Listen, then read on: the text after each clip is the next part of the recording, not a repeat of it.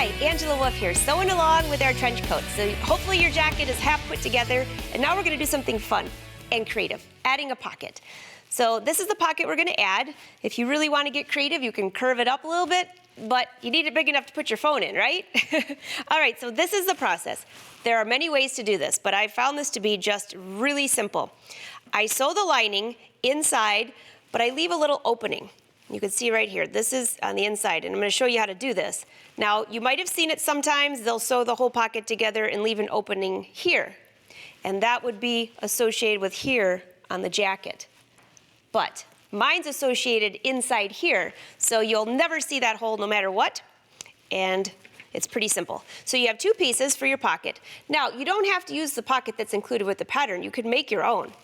Just put your phone or whatever you plan on putting in there, measure, cut the lining, one piece of fabric, and put fusible interfacing on the back.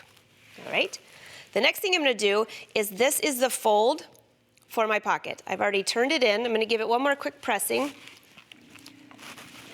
I gave myself a couple notches as a guide. You can see my little notches here. And then here's my lining. Well, wait, now it's too big. No problem. This is what I do. I just mark this and say, all right, when this is tucked under, I'm gonna want this much showing. That looks pretty good. So I'm just giving myself a little guide here.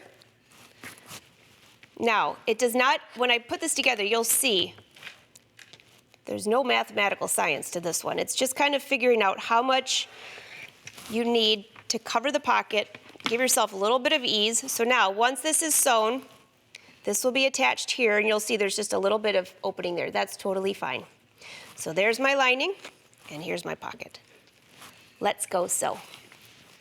So I'm gonna start with the top section. You can imagine this is the part that's inside the jacket. I'm using a 3.0 stitch length. Just back stitch, and then stop somewhere in the middle. Do a little back stitch, and stop. You're basically leaving a little opening. But one more thing I want to mention. Even though these are cut the exact same width, I'm going to give the lining a little tug. So there's just going to be a little gap here. There's a reason for this, and if your lining is just a little bit shorter, we're talking like 1/8 of an inch or something like that, then your lining won't peek out to the right side. And all my linings are usually crazy colors, but you can't see them. All right, so there's that part. You can see it's a little gap right here, but once it's pressed, it'll lay fine. Now, let's sew together the pocket. Put a pin in this notch here. You want to line up the hems. I'm going to put one more pin here, so this is what you're going to do on each side. And then what you do up through here, see I'm just folding the lining in place. So you have a nice flat area to stitch. I'm easing this out just a little bit.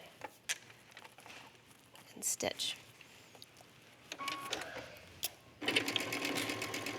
And you're going to stitch that all the way down, all the way around. But let's go back up here and let me show you how this works then.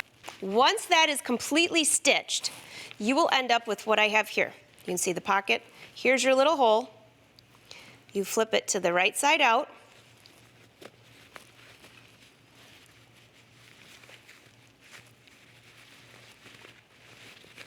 You can use a point press, use your fingers, whatever to get your corners intact. Another crazy lining. I love this. And you can see there's that little hole. Now you can hand stitch that closed or give it a good pressing.